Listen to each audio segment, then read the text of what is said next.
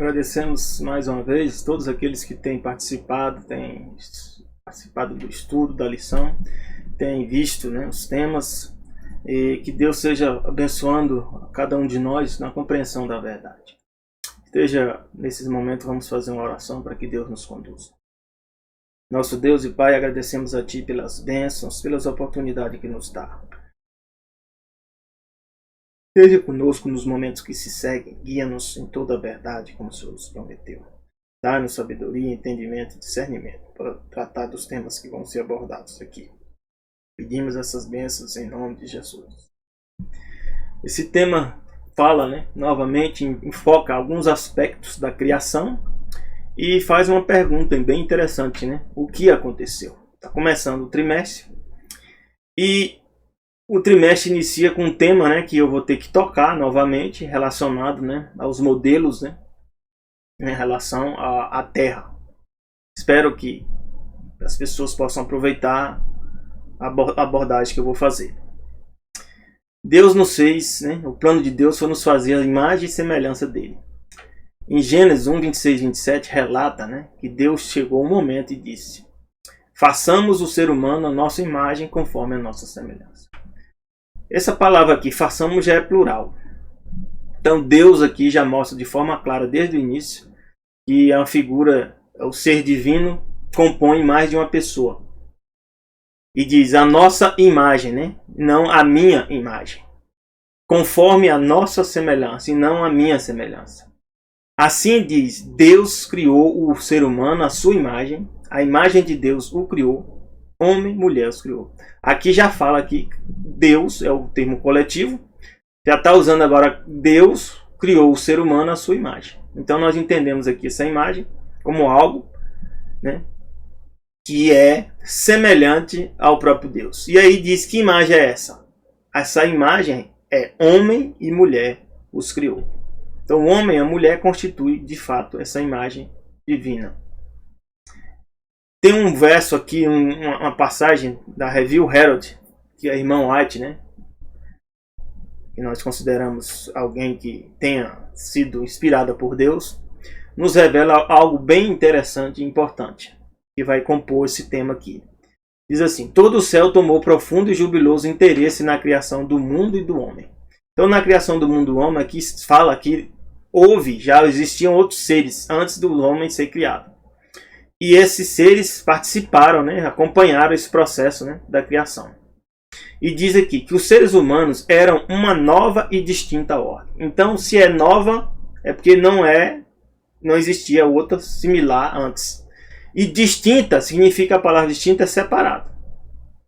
Diferente. Então, uma diferente ordem. Foram criados à imagem de Deus.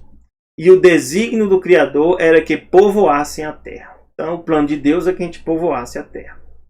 Destinavam-se a viver em íntima comunhão com o céu, recebendo o poder da fonte de todo o poder.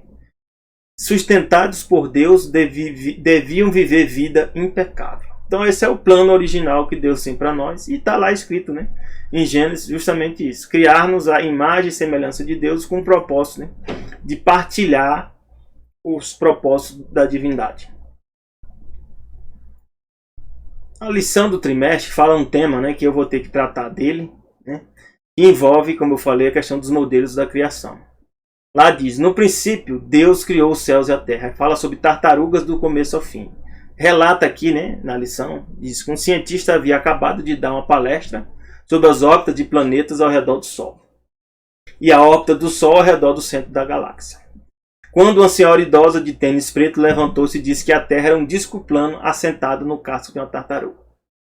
Conta a história aqui, que o cientista, brincando, perguntou em que a tartaruga estava assentada. E ela respondeu que estava sentada em outra tartaruga. O cientista continuou em tom de gracejo: senhora, e no que essa outra tartaruga está assentada?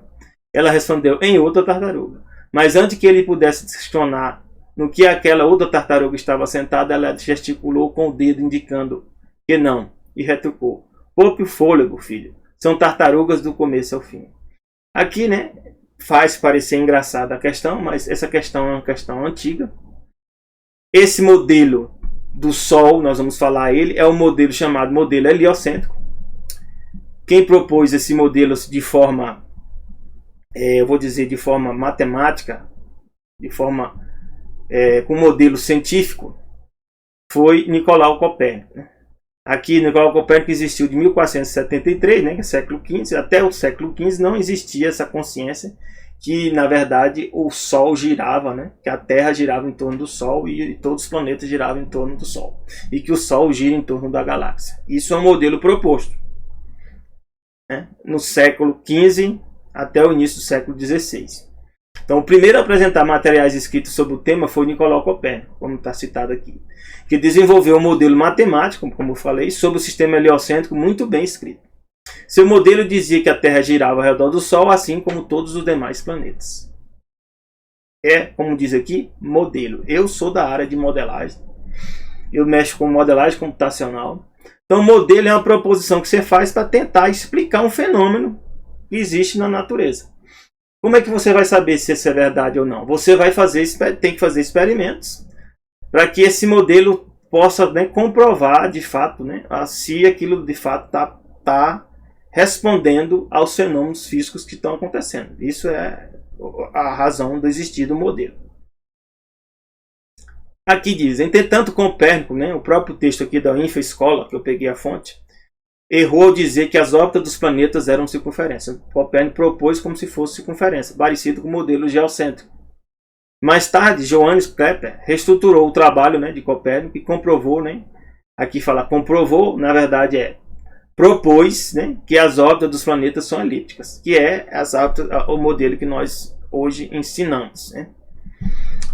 Quem foi Nicolau Copérnico? Nasceu em Torun, na Polônia, em 1473. Ele ingressou na Universidade de Cracóvia em 1491, século XV, para cursar medicina. Naquela época você cursava um curso e cursava vários cursos, né, ao mesmo tempo, com filosofia e tudo mais. Mas estudou filosofia, matemática, astronomia. Provavelmente os modelos daquela época permitiam a pessoa ter muito mais conhecimento do que nós temos hoje, por ser muito mais específicos. Foi para a Itália em 1497 para aprender grego clássico e direito canônico em Bolonha. Uma das primeiras universidades que existiu, né, foi a Universidade lá em Portugal, né, de Lisboa, Coimbra, e a Universidade de Bolonha. Foram as primeiras. Voltou à Polônia em 1501, século XVI, já ordenou-se padre, então ele era um padre. Então alguns pensam, né, que a ciência não tem a ver com religião, mas muitas das proposições que foram feitas eram por religiosos. Ocupou um breve período o cargo, né, de cônego da Catedral de Freiburg, retornou à Itália, onde frequentou as universidades de Pádua e Ferrara. Aqui, para contrapor o modelo heliocêntrico, eu trouxe aqui uma matéria que foi de um livro dos Wolfgang Schmidt, Ciência e o Mito, que eu li há um certo tempo. E nesse texto ele cita, né, que começo relembrando um acontecimento, quando em 1965 Arnold Penzias e Robert Wilson captaram sinais vindos do espaço exterior. Sinais esses que teriam originado no plano de fundo do micro-ondas. E o New York Times, né, a revista, anunciou a descoberta com a manchete: sinais implicam que o universo surgiu de um Big Bang. É a teoria do Big Bang, que também foi um religioso, um padre, que propôs essa teoria do Big Bang, um padre também católico. Mas aí o Wolfgang trouxe a informação aqui que para mim foi muito interessante, e fala sobre a velocidade da Terra. Para fins de contraste, recordo agora que ocorreu em 1887, ou seja, já século XIX, Albert Michelson e Edward Morley conduziram um experimento, né, que um fim era medir a velocidade da Terra em seu movimento orbital ao redor do Sol. Porque tinha-se, né, a ideia, né, que se o Sol, a Terra está se movendo ao redor do Sol, você consegue calcular essa velocidade, né? E hoje até se diz que tem essa velocidade. Então vou fazer eles fizeram esse experimento para descobrir que velocidade era essa. Continuando aqui, o texto diz o que eles descobriram. Para a infelicidade da comunidade científica, foi que essa velocidade, longe de ter o valor esperado de 30 km por segundo, era na verdade exatamente zero. Interessante, né? Eu fiz até um estudo Ark, né? A Bíblia, a Ciência e a Terra, que está aí no meu canal. E tem até um amigo que é professor de física, né, que falou que esse experimento não comprova, né, que a velocidade, né, é zero, né? E não chega à conclusão, né, que aqui está chegando essa conclusão. Ele fala isso, que a conclusão não é essa. Nós vamos falar justamente sobre essa conclusão aqui, um pouco mais. E notemos que esse resultado não era de modo algum incerto ou tênue. Ou seja, até hoje esse experimento não foi derrubado. Não foi, ou seja, considerado errado.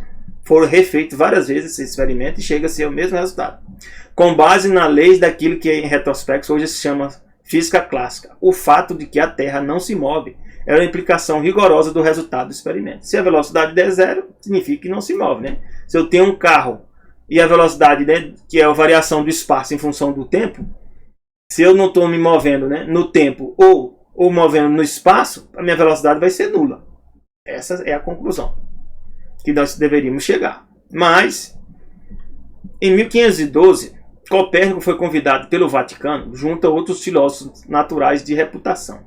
Ele propôs o modelo heliocêntrico e a opinar sobre a reforma do calendário juliano. O calendário juliano tinha o quê? 10 meses e depois, né, foi alterado para o calendário que nós conhecemos hoje, gregoriano. O calendário que usava na época havia sido implantado por Júlio César, foi imperador, produziu um atraso de 3 dias a cada 400 anos. A reforma só acabou em 1582, quando o Papa Gregório III, ou seja, novamente um religioso, um Papa, está se envolvendo com aspectos da ciência. Mandou que a data de então fosse adiantada para corrigir o atraso. O dia 4 de outubro, quinta-feira, passou direto para o dia 15, né? Ou seja, acrescentou-se 11 dias, sexta-feira do mesmo ano. A implantação do novo calendário ficou a cargo do padre Clávio, que se tornou amigo de Galileu. E aí tem a história de Galileu, né? Que Galileu apoiou Copérnico, né? Agora eu já li um texto, né? Uma matéria que diz que Galileu fez um documento e até retiraram, né, os escritos dele. Esse documento encontraram. Ele volta dizendo que no final da vida dele, ele falando que na verdade ele ainda acreditava que a Terra estava parada e que a Terra não era o Sol, que a Terra não se movia ao redor do Sol. Eu tenho esse documento, mas não resolvi trazer aqui, porque eu não tenho prova suficiente, né, para respeito desse documento. Mas existe esse documento. Então aqui, pelo comentário, né, desse texto aqui, do Guia Politicamente Correto do Mundo, né, a ideia de que a Terra não se movia não era nova. Então, a velocidade que o Edson Morley, né, o Morley e o Edward Morley, né, e o Michelson deu zero, tinha nesse. A ideia que a Terra se movia não era nova. Ou seja, de acordo com o modelo heliocêntrico, a Terra se move. Tinha quase 2000 anos quando foi proibida pela Igreja. Então a Igreja proibiu na época, houve os conflitos, né, com Galileu, né. O grego Aristarco propôs isso no século III a.C. A gente pensa que é algo novo, né, que é algo científico, algo muito novo. Nada é novo. As coisas foram pensadas e propostas há muito tempo atrás. Tudo aquilo que Copérnico defenderia 18 séculos depois, o Sol era o centro e a Terra girara em torno de si própria, em torno do Sol, assim como outros planetas. Isso foi proposto por Aristarco, um grego, no século III a.C. E Copérnico chegou a propor um modelo matemático explicando como é que isso funcionava. E foi aceito, e é aceito aí hoje pela maioria da comunidade científica, né, e das pessoas, né, porque são ensinadas dessa forma. Mas ninguém na época levou Aristarco a sério, como diz aqui no texto. Então, voltando. O experimento do Michelson Morley, né, peguei uma publicação aqui, ó, que está em espanhol, a interpretação radical do experimento de Michelson Morley pela relatividade espacial. Está em espanhol, foi publicada na revista Ciência Studia em 2005. Tá, eu achei muito bom, que está bem explicado todo o processo da histórico, né, e eu vou tirar algumas partes.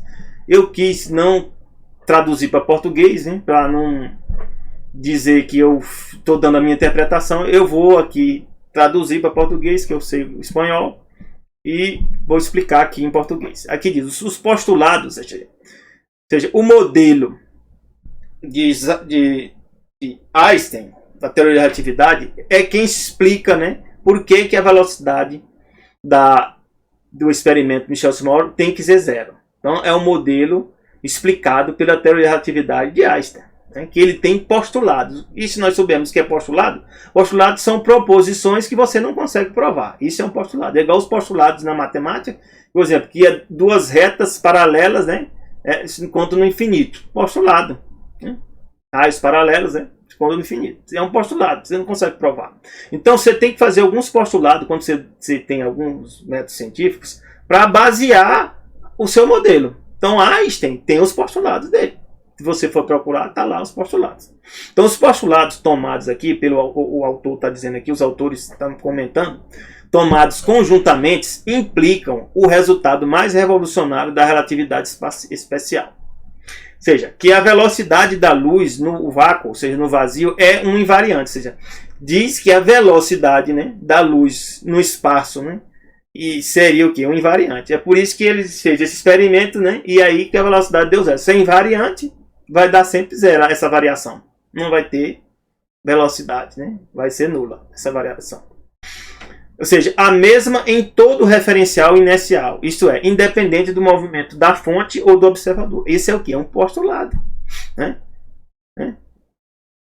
O postulado que foi proposto implica nessa conclusão aqui, que a velocidade da luz no vácuo ou no vazio é um invariante, ou seja, não varia. E a invariância da velocidade da luz não veio, então, de um resultado experimental. É falado aqui. Ó. Então, não tem resultado experimental que prova que a velocidade da luz é um invariante. É o quê? Não vem de resultado experimental, senão que constitui uma hipótese teórica que permitia explicar, desde uma nova perspectiva, os resultados nulos da velocidade nula, ó, do Michel-Somore, de todos os experimentos do tipo do Michel-Somore. Então, para poder explicar por que a velocidade é nula, aí propôs-se essa hipótese que a velocidade da luz é um invariante. Se é hipótese, eu sou da área, eu sou cientista. Viu? A hipótese é algo que você vai tentar ainda provar, né? Para provar uma tese. Né? É lógico que hoje é aceita a relatividade como verdade. Mas não quer dizer que é totalmente verdade ou se é perfeitamente verdade. Pode surgir outros conceitos, outras compreensões no futuro. Então aqui, ó, desde uma nova perspectiva, os resultados nulos dos experimentos do tipo do Michel-Somore. Como é evidente, para manter a constância, né, ou seja, a constância da velocidade da luz em qualquer referencial inercial, é necessário, né, deixar um caráter invariante aos comprimentos, né, dos corpos, né, e a duração do tempo dos processos físicos. Você vai ter que, né, se deixar para lá, né, a questão do comprimento do corpo, ou seja, o comprimento é o tamanho do corpo que você está analisando e está emitindo aquele fecho, né? E também a duração do tempo que está ocorrendo esse processo físico. Você vai ter que fazer uma simplificação no seu modelo. Continuando aqui, ó, diz: a explicação que a teoria da relatividade especial proporciona do resultado dos experimentos de Michel-Somore, representado em MM, é extremamente simples. Né? Se a teoria da relatividade estiver correta, eles vão explicar de forma simples. Se baseia na invariância, ou seja, a não variação da velocidade da luz. Se isso é verdade, em efeito, a velocidade da luz é a mesma em qualquer referencial inercial, em qualquer posição que você estiver fazendo a medição. E aí o experimento do Michel-Somore deve dar o mesmo resultado. Né? Porque se ela não varia, quando eu pegar a taxa, vai dar zero. Então deve dar o mesmo resultado, tanto na Terra, tanto... Aí a conclusão aqui, que é interessante, é essa que eu quis trazer para vocês. Então o resultado vai ser o mesmo, tanto se a Terra se move ao redor do Sol, ou se a Terra estiver em repouso respeito a ele. Ou seja, a teoria da relatividade não garante aqui que a Terra está se movendo ao redor do Sol. Ou se a Terra está em repouso, porque vai ser o mesmo resultado. Tanto a Terra estando parada, como a Terra se movendo ao redor do Sol. E aí começa a surgir uma pulga, né? Então, existe aqui, mesmo pelo modelo da teoria da relatividade, a possibilidade que a Terra esteja em repouso, parada mesmo. pela teoria da relatividade. Essa hipótese é possível. Mas alguns querem dizer, né? Só usa a explicação dizendo que a Terra está se movendo ao redor do Sol. Mas a conclusão não é essa. Por a velocidade ser um invariante da luz, tanto pode estar a Terra parada, ou como pode estar a Terra movendo ao redor do Sol, vai dar o mesmo resultado do experimento. Vai dar a velocidade zero. E aí, interessante, né? É aquela questão da tartaruga, né? Que a mulher falou que está apoiado na tartaruga, apoiado na tartaruga, né? Mas o modelo heliocêntrico, o Sol está se movendo, né? Apoiado em alguma coisa. Então ele perguntou, né? Onde é que estava apoiado, né? A Terra com um disco plano?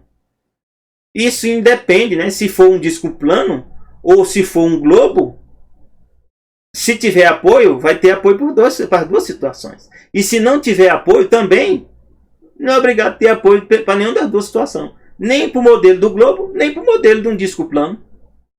Por quê? Se for existir as forças, né, que eles dizem da gravidade, elas podem atuar tanto no modelo de globo, como podem atuar também no modelo de um disco plano. Não tem diferença. E aqui tem uma passagem da Bíblia, de Jó, diz assim, 26:7, diz: o norte estende sobre o vazio. Existe um norte para Deus na Terra. E esse norte se estende sobre um vazio. Um vazio. E suspende a Terra sobre o nada. Então aqui está suspendendo a Terra sobre o nada. Aqui tanto a Terra pode estar suspendida sobre o nada. Pode ter uma forma de um globo. Pode ter uma forma de uma pirâmide. Pode ter uma forma de um disco plano. Se está sendo suspensa sobre o nada, não independe aqui a forma. E se aqui, pelo modelo de relatividade, a velocidade é nula, pode ser que a Terra esteja parada também. Pelo modelo de relatividade, essa possibilidade também existe. Mas também, aqui também existe a possibilidade de estar movendo ao redor do Sol, porque pela teoria da relatividade, como nós vimos aqui, a velocidade da luz é invariante, ou seja, não vai variar. Mas aí, meus amigos, aí surge algo interessante. Aí eu não posso dizer para você que o modelo geocêntrico está errado. E que somente o modelo heliocêntrico é o correto. A teoria da relatividade não consegue comprovar isso, não. Nem a invariância da velocidade da luz também não consegue dizer para nós que a Terra está se movendo ao redor do Sol, não. Só diz o quê? Só diz que a velocidade da luz é uma invariante. E isso também é uma hipótese. Essa é uma hipótese. Mas já comprovaram. Será se comprovaram mesmo? Muitas vezes a gente faz modelos, né, para tentar explicar as nossas hipóteses. Só isso. Não quer dizer que está correto, não. Em princípio, um resultado experimental nunca fica estabelecido de maneira definitiva. Olha o comentário aqui do texto. Ou seja, em princípio, um resultado experimental nunca fica estabelecido de maneira definitiva. É perfeitamente possível que, no futuro, o experimento de Michelson-Morley se interprete sob a base de uma teoria completamente diferente da relatividade especial. Aqui é o autor do texto falando. Foi a mesma coisa que eu falei. Pode haver a mudança no futuro. E se considere, por exemplo, que não tem relação alguma com a invariância da velocidade da luz, nem com algum dos postulados de Einstein. Postulado é o quê? Hipóteses. E você não consegue comprovar. Então a teoria da relatividade é baseada em postulados.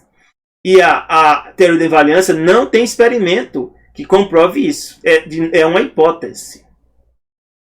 Se não com alguma propriedade todavia desconhecida da luz. Pode-se descobrir no futuro que a luz tem outra propriedade que não sabíamos.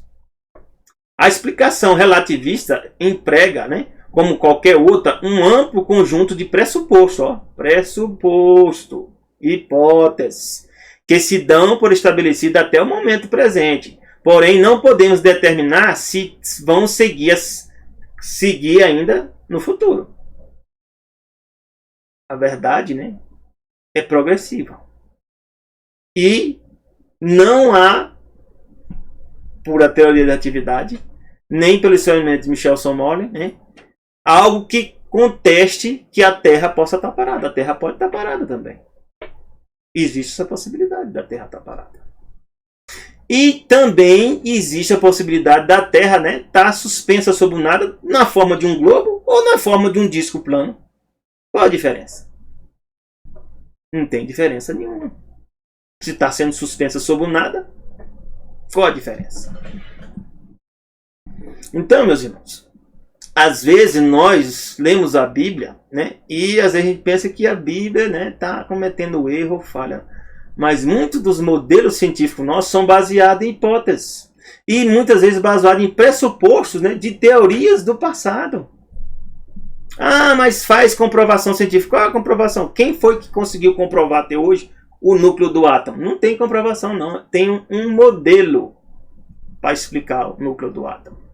E outra coisa, você diz que é núcleo. É também outra hipótese. Você tem a hipótese que é núcleo. Mas você nunca viu. Não conseguiu ver até hoje. Então, muitos dos modelos científicos que nós trabalhamos são baseados, né, em modelos. Ah, mas os modelos funcionam? Funcionam até determinadas, né, dentro de certas restrições. Continuando aqui o tema, volta a falar que Deus nos fez a imagem dele. Com capacidade, né, com raciocínio. Então, por isso que nós temos que ter muita atenção à Bíblia. E a Bíblia, pode ter certeza, ela é a verdade. E em vários lugares da Bíblia, eu vejo a Bíblia dizendo, né, que, por exemplo, aqui está em Gênesis, ó, eu passei anos, meus irmãos, lendo a Bíblia e não tinha percebido aqui. Passagem como essa, ó. Fez Deus 2 grandes luminares. Se são 2 grandes luminares, são 2 corpos que emitem que? Luz. Diz que um luminar maior para governar o dia, que nós sabemos aqui que é o Sol. E um luminar menor para governar a noite. E nós não sabíamos que é a Lua. Então a Lua também é um luminar. Só que é ensinado, hoje eu aprendi e ensinei também por muito tempo, que a Lua não tem luz própria. Mas aqui a Bíblia diz que a Lua tem luz própria. E em quem eu vou acreditar? Eu já sei para vocês. Eu tenho certeza na Bíblia. A Bíblia não falha. Os métodos científicos, eles falham. Eu sou cientista e sei disso. É por isso que eu continuo pesquisando. Eu sou um pesquisador, eu sou um cientista. Porque eu sei que há falhas em modelos. É por isso que há acidentes. Acidentes em obras, em construção civil, acidente em aviação, em aviões, né? Acidente em edifícios. Por quê? Porque os modelos que a gente propõe, ele tem determinadas limitações. Quando atinge essas limitações, é o quê? Há um acidente, há uma falha. Essa é a ciência. A ciência é a busca da verdade, mas essa verdade, ela é progressiva. Só que a Bíblia não é a busca da verdade. A própria Deus revela, Jesus diz que a Bíblia é a verdade. Vamos ver aqui em João. Diz, não, mas tu está falando aqui porque tu é um religioso e tal, né? Não, aí nós temos que, né, tomar uma decisão na vida, né? E dessa decisão, ou você vai aceitar a Bíblia como verdade ou não. Aí é uma escolha sua. Eu aceito. Eu já fiz vários testes e para mim a Bíblia é a verdade. E o próprio Jesus diz, santifica-os na tua verdade. A tua palavra é a verdade. Então, a palavra de Deus não é a busca da verdade. Ela é a verdade. Então, o que ela revela é a verdade. E está revelando o que aqui? Ó? Criou Deus o homem, a sua imagem. A imagem de Deus o criou. Homem e mulher os criou. Então, Deus nos cria a imagem dele. De que imagem é essa? A imagem física. Deus tem olho? Tem. Nariz? Tem. Barba? Tem. Cabelo? Cabeça? Tem. Nós somos semelhantes a ele. Nós somos criados semelhantes a ele. Deus não é, como alguns dizem, o homem veio de um macaco. Onde é que está escrito isso? Os macacos continuam sendo macacos. Não houve evolução. Não há ancestrais do macaco encontrados, né?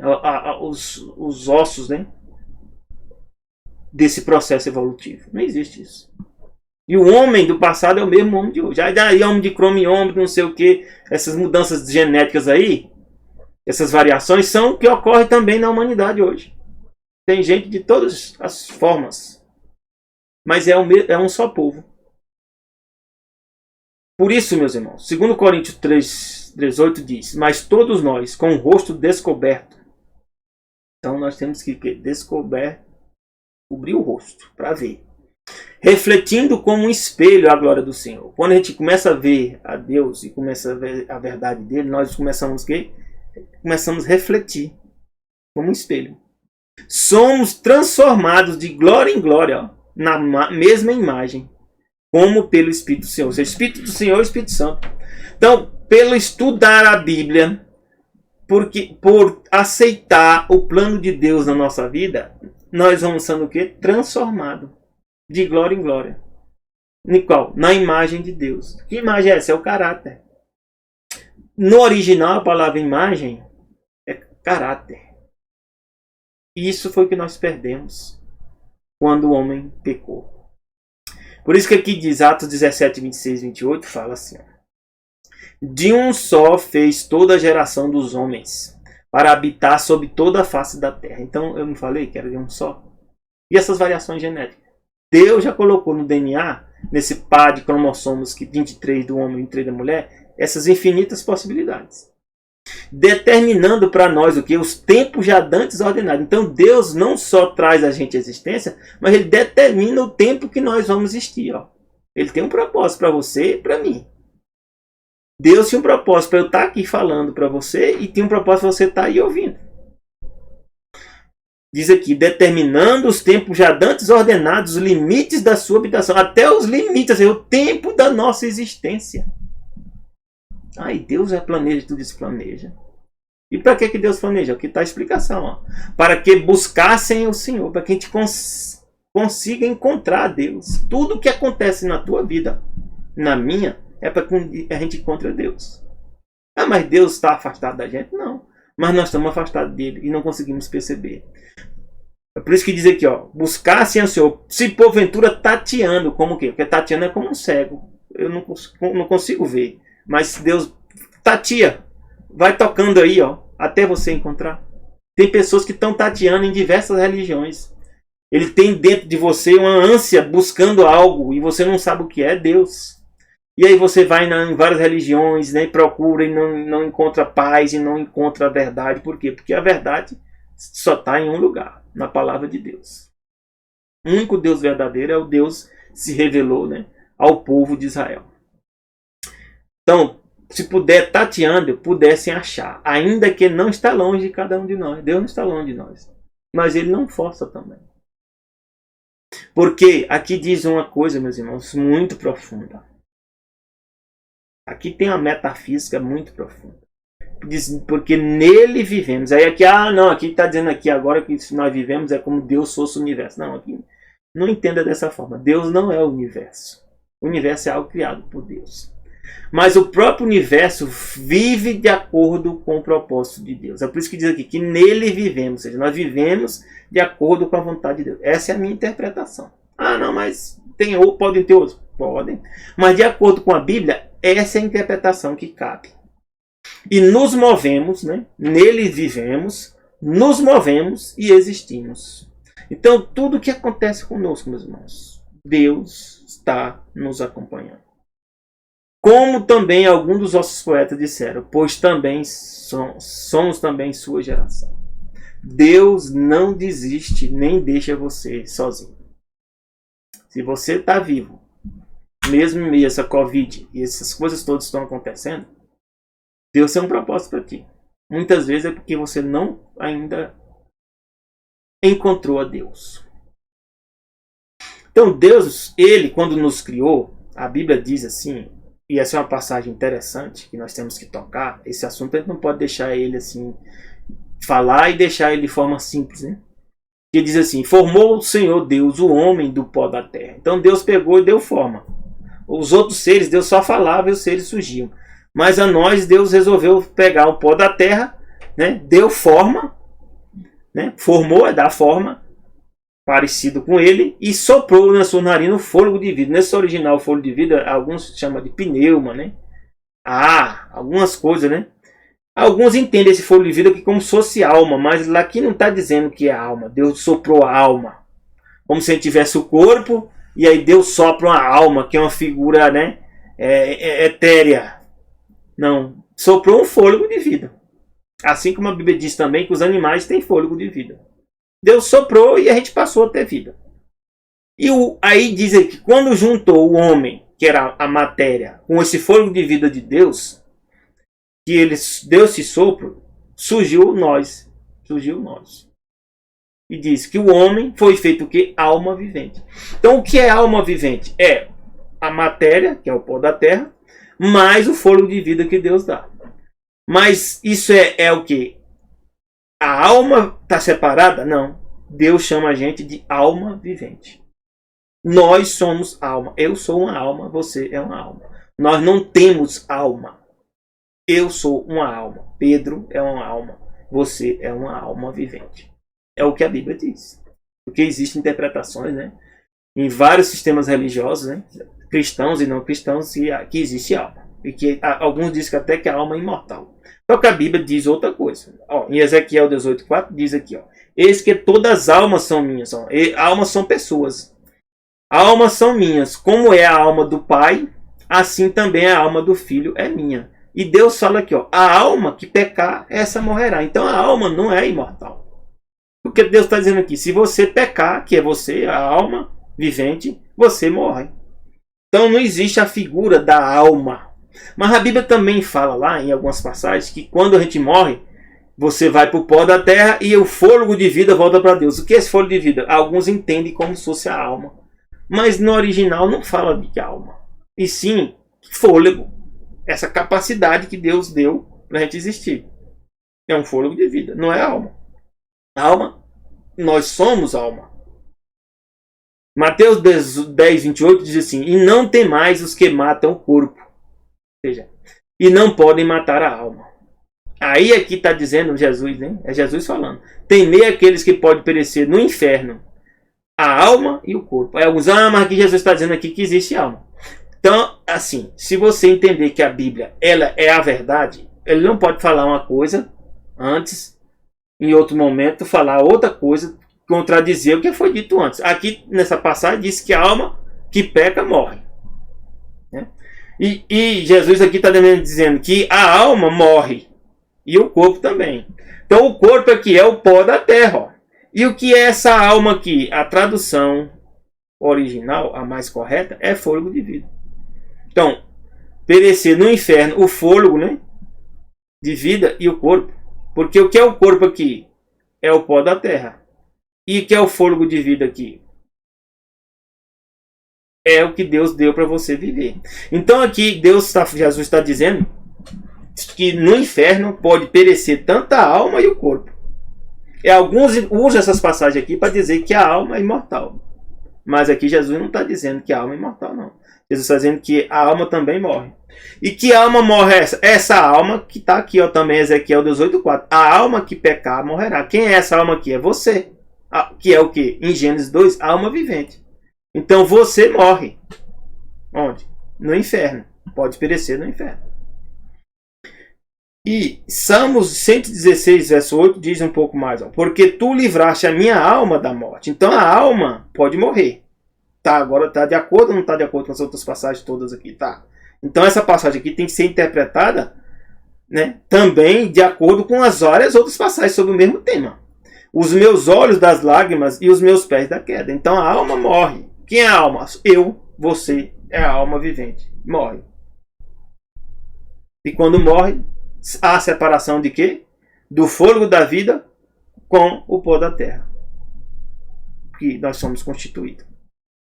É isso que a Bíblia diz. Então, disse Deus aqui, ó, em Gênesis 1:20. Produzam as águas abundantemente répteis de alma. Então, ó, répteis tem alma também aqui, ó, nessa passagem. Répteis de alma vivente. Então, a gente, então agora também os répteis têm alma? Não, são alma viventes. Receberam também a capacidade de viver. Eles têm matéria e têm esse fôlego de vida. Também. Então, 1 Coríntios 15:45 diz, aqui assim está também escrito. O primeiro homem, Adão, foi feito o quê? Alma vivente. Ó, novamente, isso aqui está no Novo Testamento agora. Alma vivente. Nós somos o quê? Alma vivente. Agora, o último Adão é espírito vivificante. Quem é esse último Adão aqui? É Jesus. Jesus, sim. A Bíblia diz que Jesus é espírito vivificante, que dá vida. E o que é isso? Nós não sabemos. Não sabemos o que é. Só Deus sabe. Ezequiel 18:20 fala assim, ó, a alma que pecar, essa morrerá. Ó. Então a alma morre. Porque nós somos alma. O filho não levará a iniquidade do pai, nem o pai levará a iniquidade de quem? Do filho. A justiça do justo ficará sobre ele, e a impiedade do ímpio cairá sobre ele. Então, por que diz isso aí? Então Deus nos cria, né? O próprio Deus, ó, Ellen White fala aqui no Patriarcas Profeta, o próprio Deus deu a Adão uma companheira. Então, no plano divino, Deus criou, antes do pecado, nós, a imagem e semelhança dele, e já tinha o plano de existir homem e mulher. Deus, o próprio Deus, deu a Adão uma companheira, proveu-lhe uma auxiliadora. E a Bíblia diz que é auxiliadora, né? Não fala que é alguém que ordena ao homem, e sim auxilia. Tem mulheres hoje que ficam pensando, né, que você vai ter que ordenar o marido. Não. Adão não era ordenado por Eva, não. Não foi criado para ser ordenado por Eva, não. Eva foi criada para ser o quê? Auxiliadora. Alguém que o ajudasse e lhe correspondesse. Que estivesse em condições de ser sua companheira e que poderia ser um com ele. Ou seja, um só carne. Em amor e companheirismo. Eva foi criada de uma costela tirada ao lado de Adão, significando que não deveria dominar, né? Como eu falei, não deve dominar. Mulheres não foram criadas para dominar seus maridos.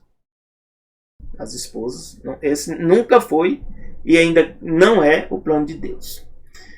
Com uma cabeça. Nem ser também pisada sob os pés como se fosse inferior. Então a mulher também não é inferior, mas não é a cabeça. Não é inferior, mas também não é a cabeça. Mas está a seu lado como igual. Esse igual aqui não implica que ela é aqui a cabeça. Então, igual não é a cabeça. Então, uma passagem aqui tem que complementar. Ela se torna igual no sentido de ter os mesmos direitos, né? Mas não os mesmos deveres. Né? Nem todos têm todos nós temos os mesmos direitos, né, como seres humanos, mas deveres nem sempre. Depende do cargo, da função que você assume. Então, mas está ao lado, né, de Adão como igual e ser amada e protegida por ele. Uma passagem da Bíblia, 1 Coríntios 11, de 1 a 3, diz assim, ó, sede meus imitadores, como também eu de Cristo. E louvo-vos, irmãos, porque em tudo vos lembrais de mim. Isso aqui é Paulo falando. E retende os preceitos que como vos lhe entreguei. Então retende o ensinamento. Qual é o ensinamento? Mas quero que saibais que Cristo é o cabeça de todo homem. Isso aqui ninguém tem dúvida, né? Que Cristo é o cabeça de Deus. Jesus, quando restaurar tudo, e desde agora ele é Senhor, é o cabeça de todo homem. Só que aqui tem uma passagem que alguns se esquecem, né? E o homem, a cabeça da mulher. Deus colocou o homem como marido, né? Para ser o cabeça da mulher. Não quer dizer que ele vai escravizá-la, né? E maltratá-la, né? E torná-la, né, inferior. Mas quem é o cabeça, ou seja, as decisões, se houver dúvida no processo de decisão, quem tem que decidir é o homem. Para Deus é o homem. E Deus é o cabeça de Cristo. Então, Deus ordenou o plano da redenção e Jesus seguiu. Ele disse, faça as obras do meu Pai. Então Jesus, ao tornar-se humano, ele aceitou se submeter à vontade do Pai, mesmo sendo um ser divino. Mas ele aceitou fazer isso. Então nós temos que entender que isso não mudou. Alguns estão pensando que isso mudou. Não mudou, nem vai mudar. Nem no céu. Né? Nem no céu vai mudar. Porque Deus vai continuar sendo cabeça de Cristo. E Cristo vai continuar sendo cabeça de quem? De todo homem. Agora lá diz que não vai haver mais o que? Casamentos. Aí sim, são outras coisas, né, que a Bíblia também revela. Que não vai ter mais casamentos. Né? Mas enquanto o homem estiver relacionado com a mulher em casamento, quem é o cabeça da relação? Para a Bíblia é o homem. É isso que a Bíblia revela. Deus e a humanidade juntos. Gênesis 1, 28 e 29, Deus diz assim, ó, e Deus os abençoou, e Deus lhe disse, frutificai, e multiplicai-vos, e enchei a terra.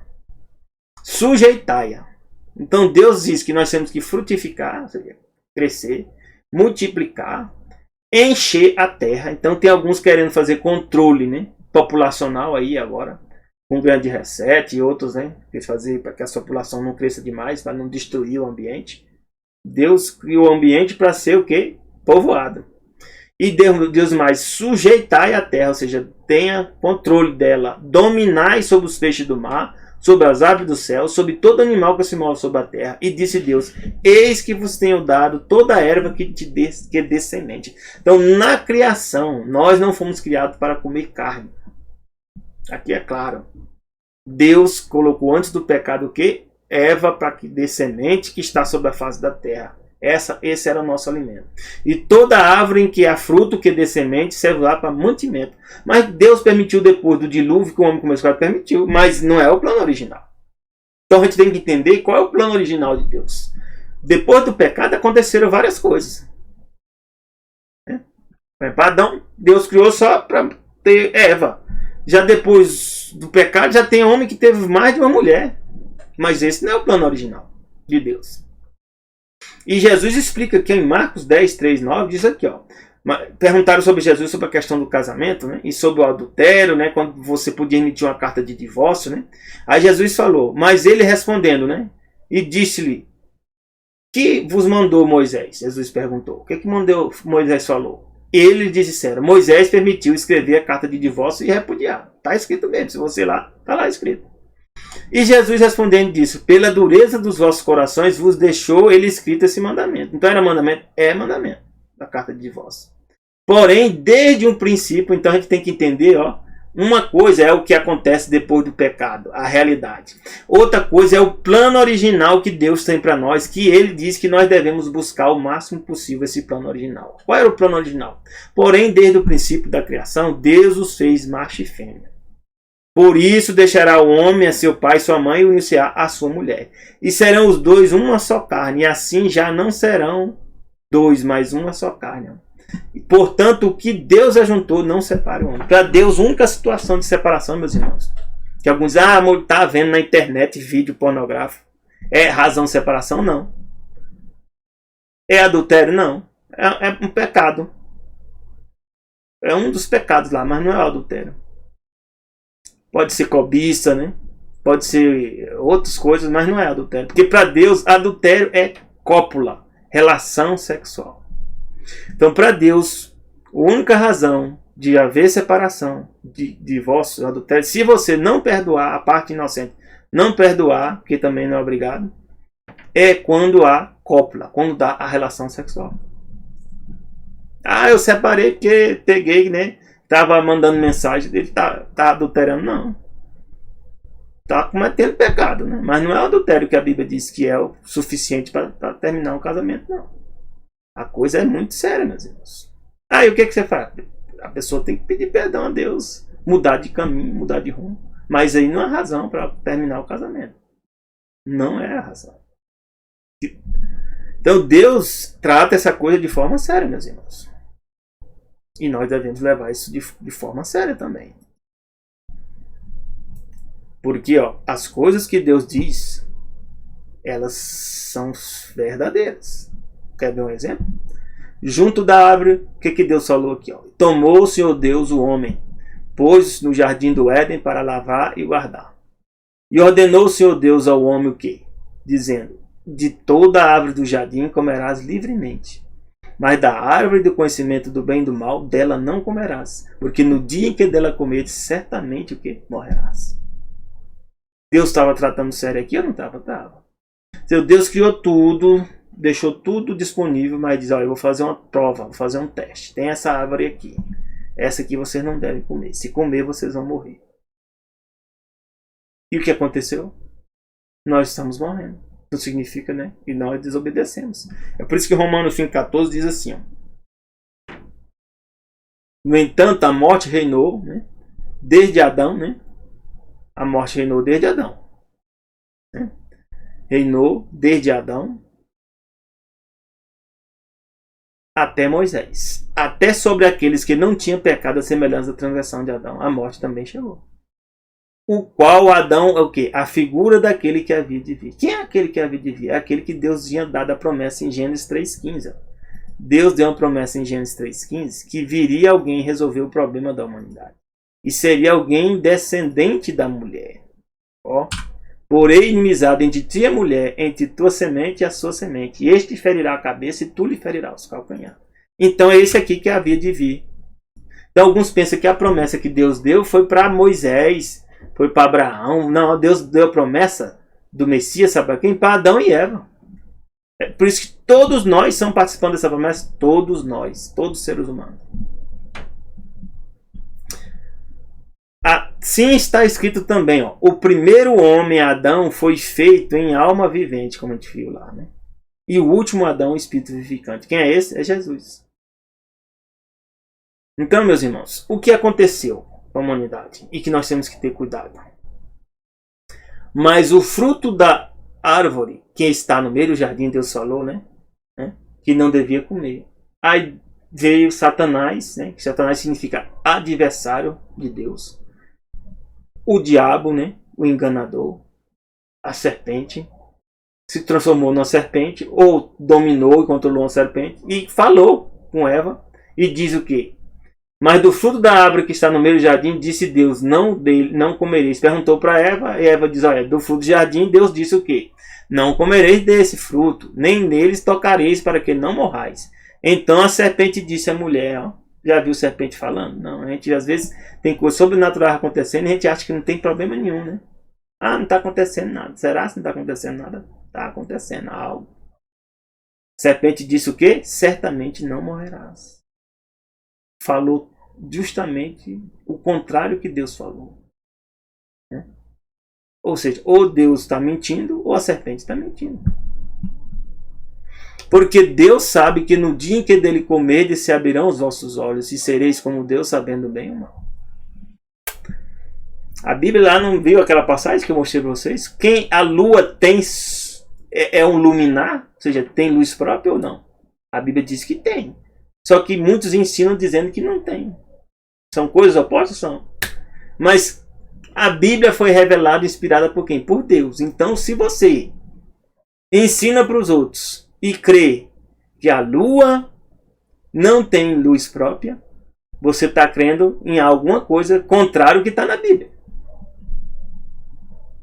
É a mesma coisa que aconteceu aqui com Adão e Eva. Com Eva, na verdade. Mesma coisa. Ah, uma coisa tão simples, não vai influenciar a minha vida? Será?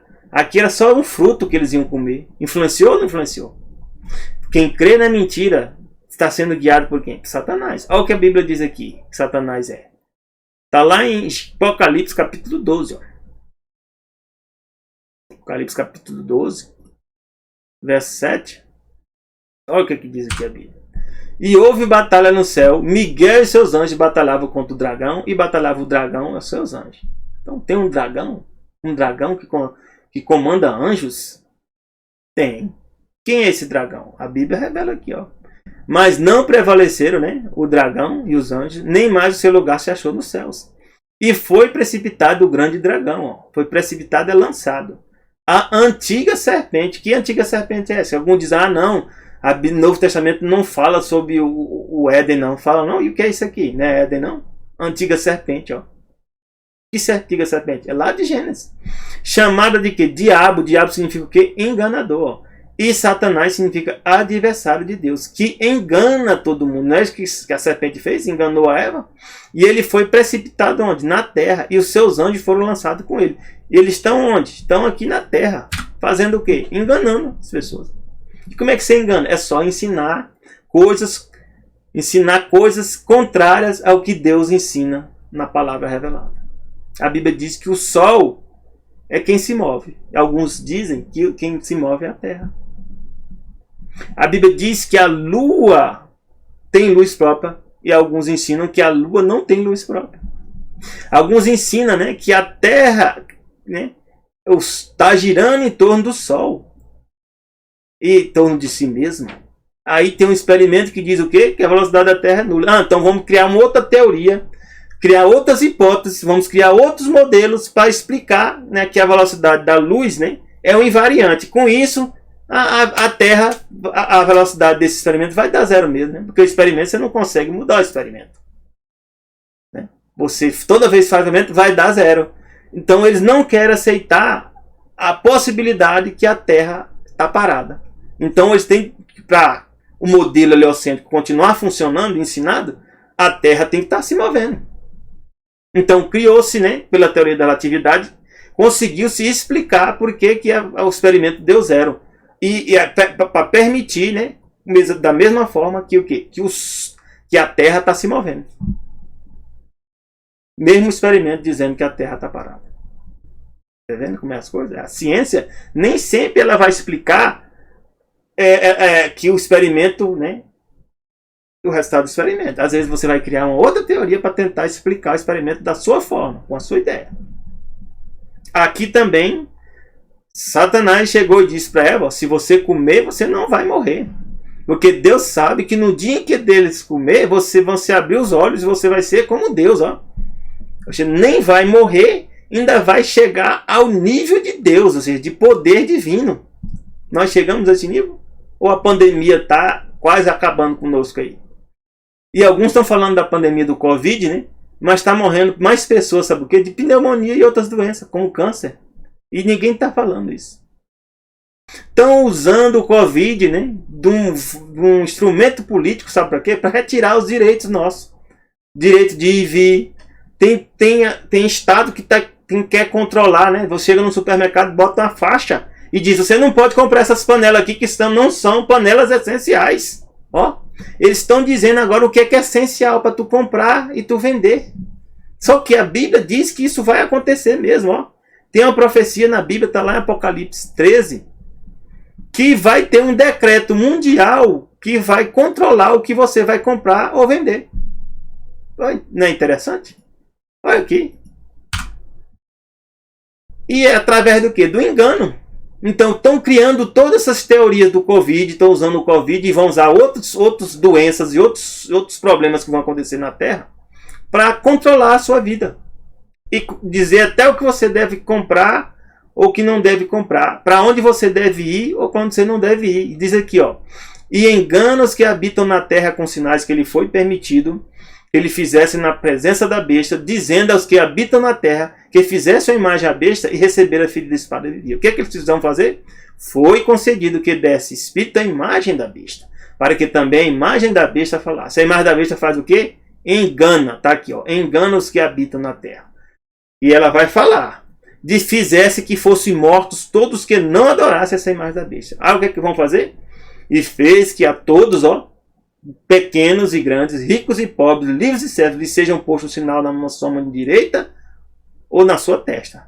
Para fazer o quê? É para controlar o que você vai comprar ou vender. Aqui, ó, para que ninguém possa o quê? Comprar ou vender. Senão aquele que tiver o sinal, o nome da besta ou o nome do seu nome. Então, isso nós estamos sendo treinados.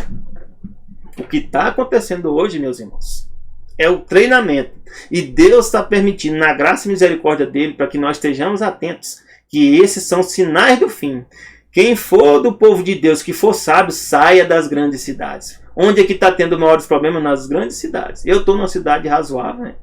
Onde eu moro, onde nós moramos em Barreiras aqui. Mas eu estou pronto, se Deus me revelar, para ir para outro lugar. Eu vou me preparar espiritualmente. Não é fácil? É fácil não. Eu saí de Brasília, para mim Brasília era excelente.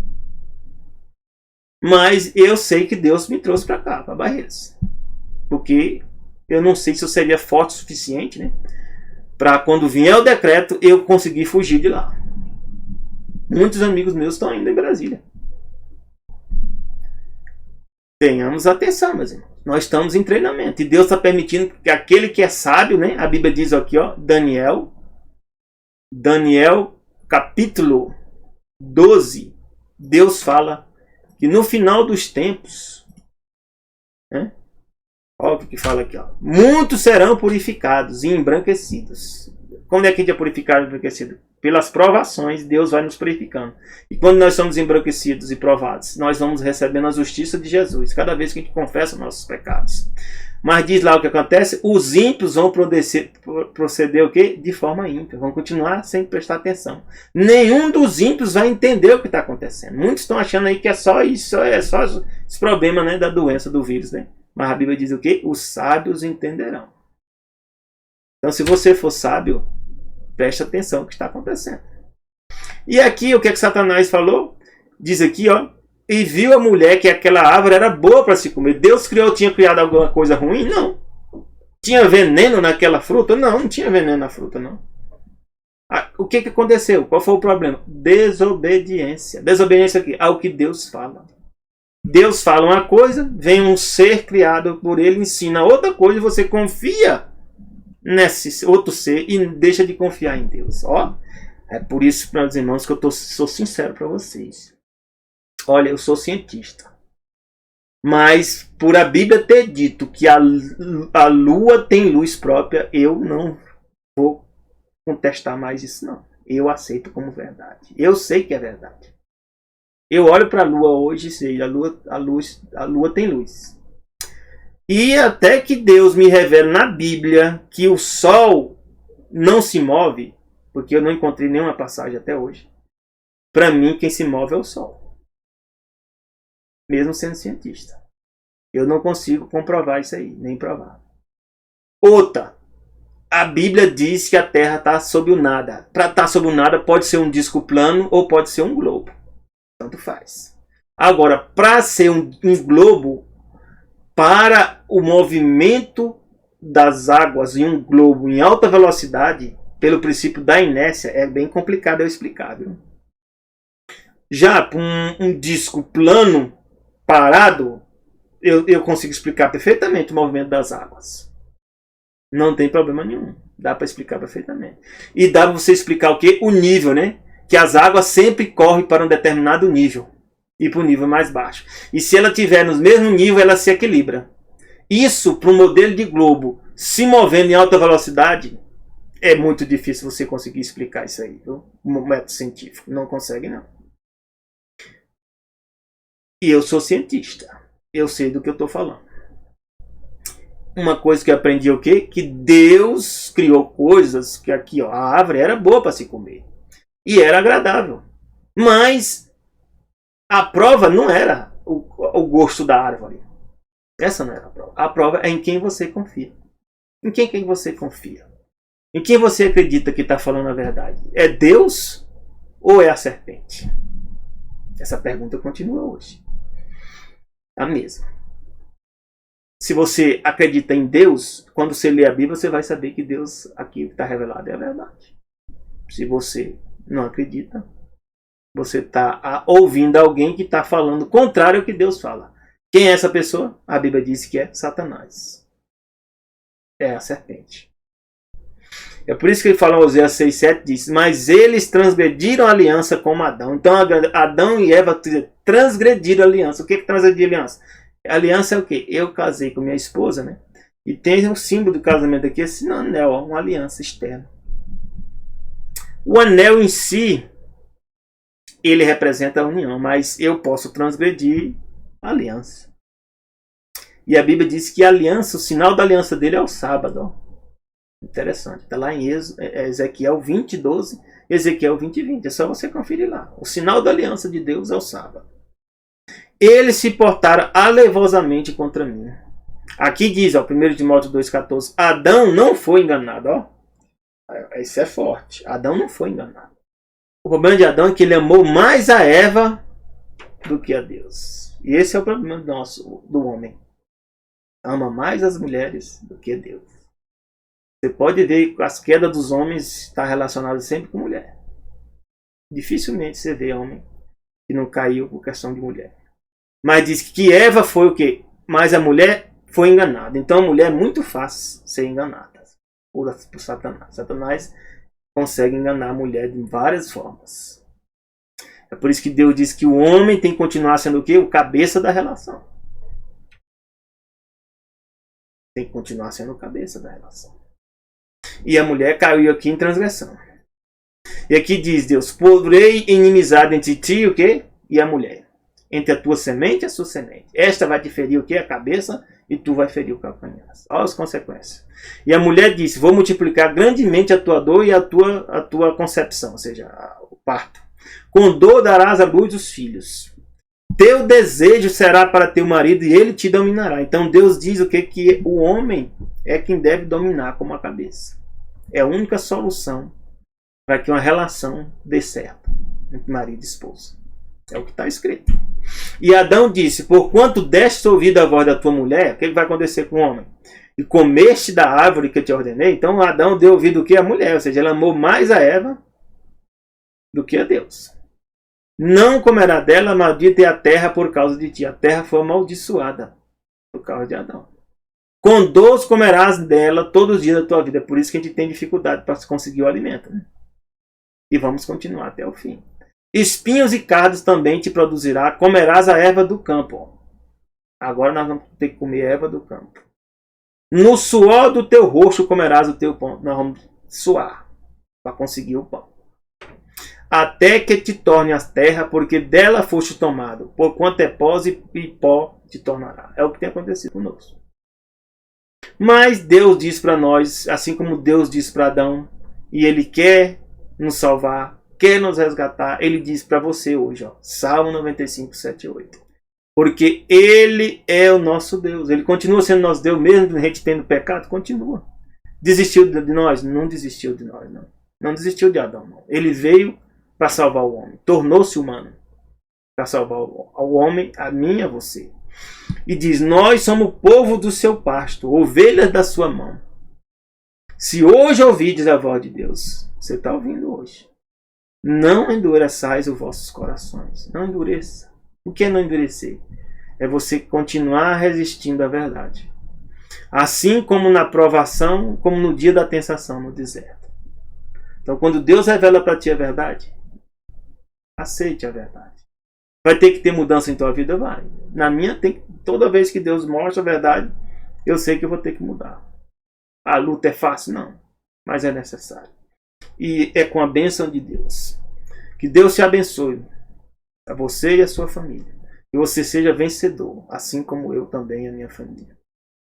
Já desejo a ti um bom fim de semana. E um feliz sábado. Que começa quando? Ao pôr do sol da sexta. Ao pôr do sol do sábado. Graça e paz de Deus para ti e para seus familiares. Amém.